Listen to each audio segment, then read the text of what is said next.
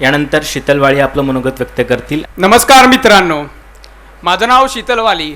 मी 12वी नापास, पण मी UPSC यश मिळवलं. आज माझ्याकडे एक नाही तर दोन UPSCच्या पोस्ट आहेत. हे कशामुळं? तर फक्त आणि फक्त कठोर परिश्रम.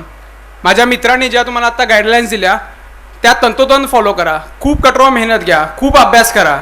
जेव्हा मी 12वी फेल झालो, माझे आईवडीलसुद्धा प्राध्यापक, मला त्यांनी सांगितले ही फक्त एक एक्झाम आहे. UPSC ही एक तशीच एक एक्झाम आहे, त्याला त्याप्रमाणेच घ्या.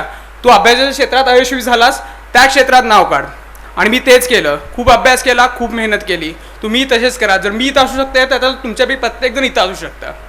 ह्या संपूर्ण प्रवासात मला श्री तुकाराम जाधव सर, श्रीकांत जाधव सर यांचं खूप बहुमोल मार्गदर्शन लाभलं.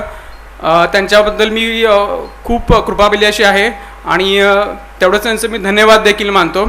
आणि मी तुम्हाला एक संदेश देतो की आयुष्यात खूप स्वप्न बघा, आपले ध्येय निवडा, त्यातले मार्ग जाणा, त्यापर्यंत कसे पोचायचे आहे आणि त्यासाठी कठोर परिश्रम करण्याची तयारी ठेवा. एवढंच म्हणून मी माझं भाषण संपवतो. धन्यवाद.